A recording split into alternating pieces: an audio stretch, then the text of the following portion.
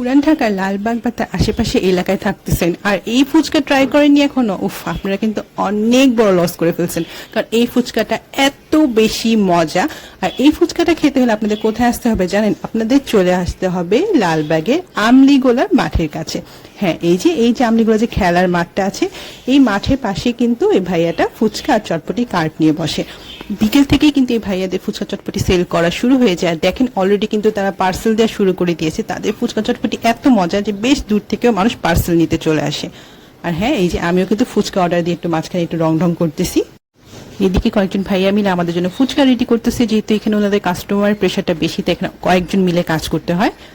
Finally অনেকক্ষণ wait করার পর আমি পেয়ে গেলাম আমার ফুচকার প্লেট। আর ফুচকার প্লেটটা দেখার পর আমার এক্সপ্রেশন দেখেই বুঝছিলাম আমি কত বেশি খুশি, কারণ এটা স্মেলটা এত ভালো লাগতেছিল। আর টকটা দেখেন, টকটা কিন্তু বেশ ঘন, আর ফুচকার পরিমাণও অনেক বেশি, তার উপর বেশি করে ডিম, পেঁয়াজ, কাঁচামরিচ দিয়া।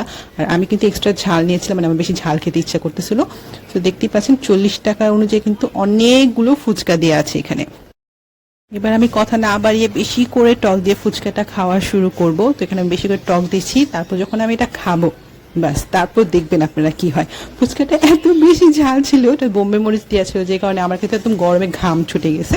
তাও আমি এটা টেস্টের কারণে এটা খাওয়ার লোভ সামলাতে পারছিলাম না। দেখেন আমার কিন্তু ঘাম ছোটা অবস্থায় আমি খাচ্ছি।